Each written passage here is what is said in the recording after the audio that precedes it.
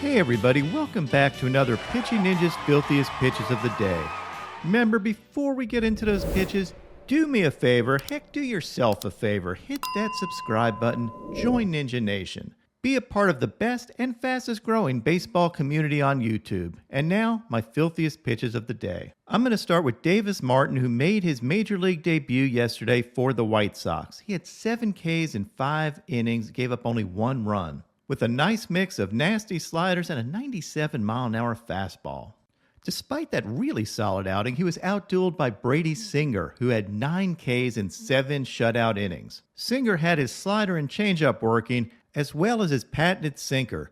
I love this backdoor sinker that starts off way off the plate and ends up catching a lot of the plate. Just a nasty pitch. Logan Gilbert had 9 strikeouts in 7 innings and had his fastball, slider, and K-strut all working. Speaking of struts, or more stationary struts, Mike Clevinger pitched yesterday.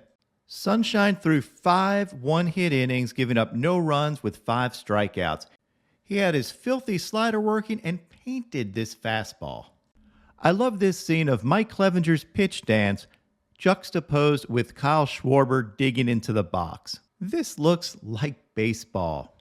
Or anxiety. Clevinger outdueled Zach Eflin, who is also sharp. Eflin had 5 Ks in 6 innings, this pretty curveball and sinker. Keegan Thompson had 5 Ks in 5 shutout innings, had this bend-the-knee changeup. But the most impressive thing is he did the impossible. Check this out. He tries to make this sliding grab, and he actually makes Kyle Hendricks laugh. And Savage Kyle with a little mockery there. He's probably telling everybody he would have made that easy. If you can make Kyle Hendricks laugh, you're an all-star in my book. Shane McClanahan had another dominant start. He had 7 Ks in 7 innings.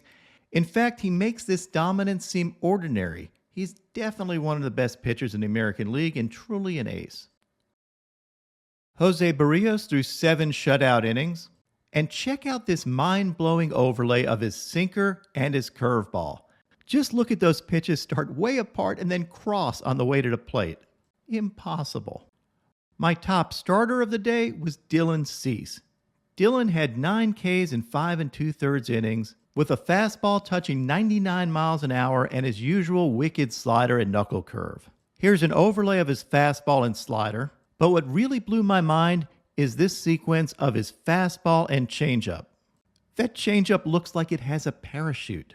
And when you overlay it with his fastball, look how much faster that fastball gets there. In fact, Benintendi's swing is finished before the changeup gets to the plate, because his swing was timed up with the fastball. At those velocities, the changeup would get to the plate 12 feet behind the fastball. Totally insane.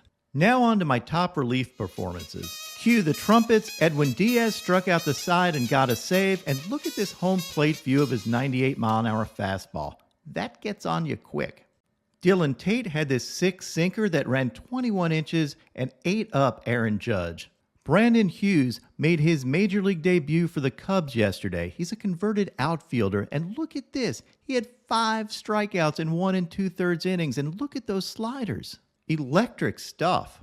Amir Garrett had this wicked back foot slider. I love this because I've been waiting for it. Here's a home plate view of Emmanuel Clase's 100-mile-an-hour cutter. 100 miles an hour with cut? Well, count me out. I ain't hitting that.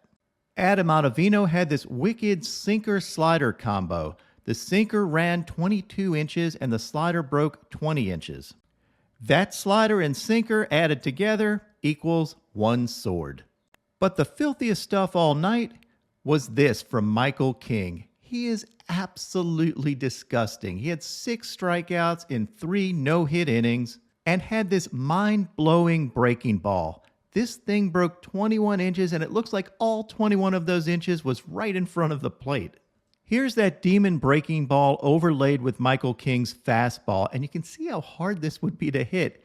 That breaking ball just takes a left turn out of nowhere. Michael King is the king of filth and one of the best relievers in baseball. And now, my pitching ninja moment of zen. Here's Craig Kimbrel and his intentional balk. If you wonder why a pitcher would do this, it's to get the runner off second over to third so he can't relay the signs.